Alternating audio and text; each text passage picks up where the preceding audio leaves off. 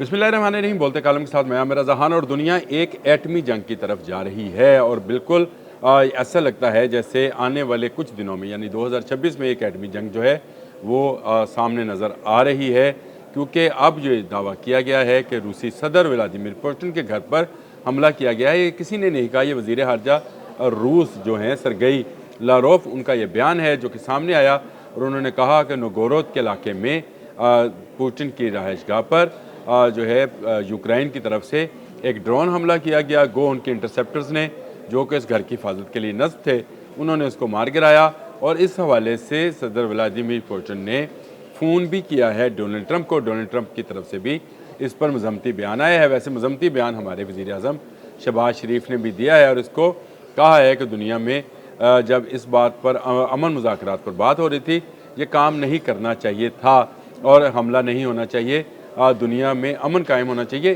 जंग बंद हो जानी चाहिए। और जो डोनाल्ड ट्रंप हैं उन्होंने भी इस पर काफ़ी खफगी और नाराज़गी का इजहार किया है।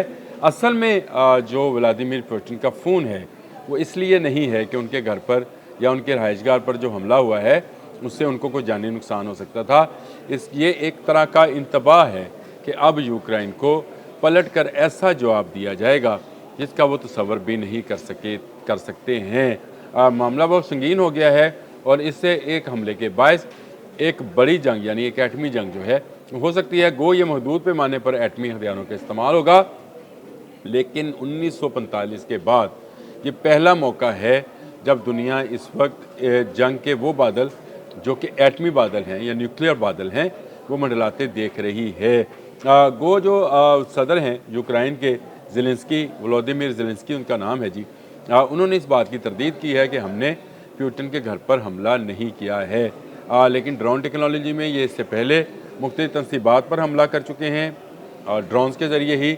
और ये हमला जो है इन्होंने किया है या नहीं किया, इसके क्या सबूत हैं? क्या जो वज़ीर ख़ारजा हैं, रूसी वज़ीर ख़ारजा सरगेई, उन्होंने कोई इस तरह के सबूत फराहम किए हैं, नहीं किए हैं। लेकिन अचानक से एक सुपर पावर का सदर व्लादिमीर पुतिन डोनाल्ड ट्रंप को, दूसरी सुपर पावर को फ़ोन करता है। क्यों? क्योंकि डोनाल्ड ट्रंप कह रहे थे कि हम रूस यूक्रेन वार में बहुत करीब पहुंच गए हैं कि यहाँ पर एक अमन माहिदा करा दिया जाए और ये अमन माहिदा इंतहाई करीब है। सिर्फ यूक्रेनी सदर की जानिब से, ज़ेलेंस्की की जानिब से जो है कुछ शराइत का तस्लीम किया जाना है।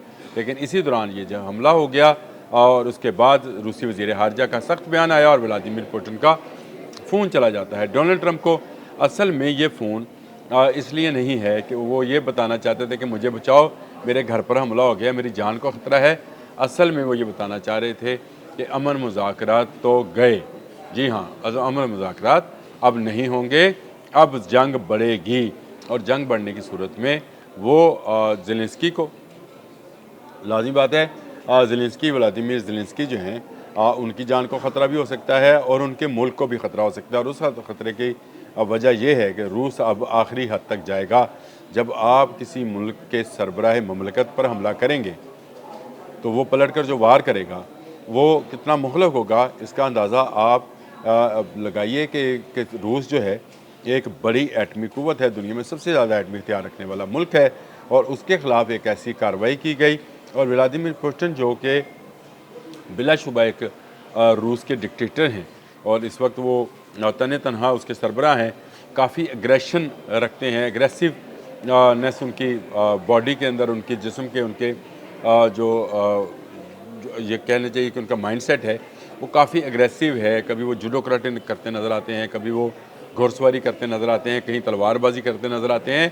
तो ये एग्रेसिवनेस उनके अमल से भी ज़ाहिर होती है और वो जहाँ जिसको भी मिलते हैं बहुत ही एग्रेसिव तरीके से मिलते हैं। उनका व्लादिमीर पुतिन के घर पर हमला करना, मैं ये समझता हूँ अगर ये हमला हुआ है तो अब आपको इंतज़ार करना है कि रूस पलट कर क्या जवाब देगा। एक बर्फ़ानी रीछ रूस का निशान है, एक बर्फ़ानी रीछ को जब छेड़ दिया जाए तो वो फिर पीछा नहीं छोड़ता है उस वक़्त तक जब तक वो अपने दुश्मन को ख़त्म नहीं कर लेता है, यानी उसको एक ऐसा जफ़ा डाल लेता है जिससे उसकी जान निकल जाती है। यूक्रेन के मामले पर अमेरिका के मफादात थे, रूस के भी मफादात हैं और मफादात वहाँ मौजूद कीमती मादनियात हैं, याद रखें। और रूस वही इलाका मांग रहा था जहाँ से ये मादनियात निकलनी थी। अमेरिका के भी वहाँ पर जो है तहफ़्फ़ुज़ात है कि रूस के पास ये इलाका नहीं जाना चाहिए। अब ये जो इलाका है ये चला जाएगा, क्योंकि रूस अब नहीं छोड़ेगा, और रूस पहले ही यूक्रेन पर कब्ज़ा करना चाहता था। अब उसके लिए रास्ता आसान हो गया, क्योंकि व्लादिमीर पुतिन पर होने वाला हमला जो है उसको रशियन जो आप यूँ कह लें रशियन असम्बली है, या उसको रशियन जो कोर्ट है जो गवर्नमेंट चलाती है, जो अदारा है, वहाँ से उसको जो है कहा जाएगा कि यूक्रेन से बदला लिया जाए, क्योंकि उसने डायरेक्टली हमारे सरबराह या प्रेसिडेंट व्लादिमीर पुतिन पर हमला कर दिया है, और इसको मुमलकत पर हमला समझा जाएगा। हमला तो पहले भी था, जंग तो दोनों तरफ जारी थी, लेकिन दुनिया ये चाह रही थी कि शायद यूक्रेन जो है उसको और उसके मादनियात को बचा लिया जाए। नेटो फोर्सेस जो थी वो भी तैयार थीं, और इस बात पर भी अमेरिका कह रहा था कि नेटो फोर्सेस जो हैं वो मदद भी फराहम कर रही हैं। यूरोपियन यूनियन ने भी मदद यूक्रेन की कि वो रशिया के खिलाफ नंबर में रशियन पर पाबंदियाँ भी आयद की।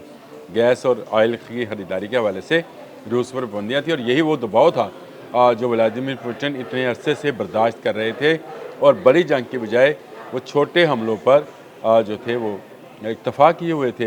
लेकिन यूक्रेन एक छोटा मुल्क है, रशिया एक बड़ा मुल्क होने के साथ साथ एक बड़ी एटमी कुव्वत भी है। खुद यूक्रेन ने अपने एटमी हथियार जो कि पुराने यूएसएसआर के दौर के थे वो सरेंडर किए थे रशिया के आगे, और वो खुद जो था अनन्यूक्लियर हो गया था। ये अनन्यूक्लियर होना जो है ये बहुत ही नुकसान का बायस होता है कि अब देख लें कि थ्रेट ये है कि रशिया जो है चाहे महदूद पैमाने पर ही सही कहीं कोई एटमी हमला ना कर दे जो एक एटमी जंग का सबब बने। अब इम्तहान तो डोनाल्ड ट्रंप का है, क्योंकि वो चाहते थे कि ये जंग जो है वह बंद करा लें, लेकिन जंग ज़्यादा बढ़ गई है, और बढ़ भी क्या गई है कि इस पर न्यूक्लियर बादल जो हैं वो मंडला रहे हैं। ये जंग आने वाले दिनों में मज़ीद फैलेगी। पाकिस्तान ने अक्लमंदी का मुज़ाहरा किया और इसकी फौरी तौर पर मज़म्मत की, और मज़म्मत करनी भी चाहिए कि आप एक जंग जो सरहदों पर जारी थी उसको आप प्रेसिडेंट हाउस तक लेकर गए हैं, तो उसका जवाब जो है इससे भी शदीद हो सकता है, और आपके शहरों के शहर तबाह हो सकते हैं।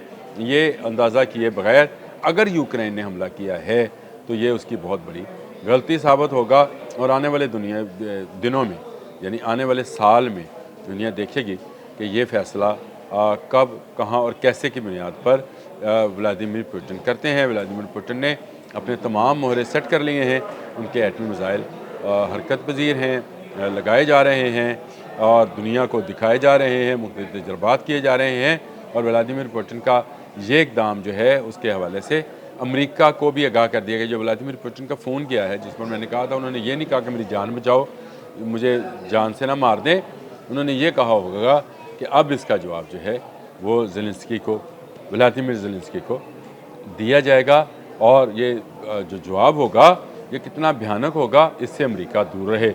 यानी इस जंग से अब अमेरिका को दूर रखने का मकसद जो है वो हासिल किया जाएगा, और फिर क्या हथियार इस्तेमाल किए जाएंगे, क्या वो रवायती हथियार होंगे जो बहुत लंबे अरसे 2 साल तो हो गए इस्तेमाल किए जा रहे हैं, या फिर महदूद पैमाने पर न्यूक्लियर जो है वॉर उसको टेस्ट किया जाएगा।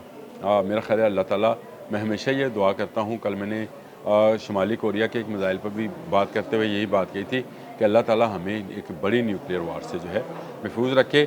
लेकिन ये हमला जो है ये आने वाले दिनों में दुनिया की सियासत को कोई नया रुख भी दे सकता है, और यह नया रुख अल्लाह ना करे एटमी रुख हो। अब तक के लिए इतना ही। अल्लाह हाफ़िज़।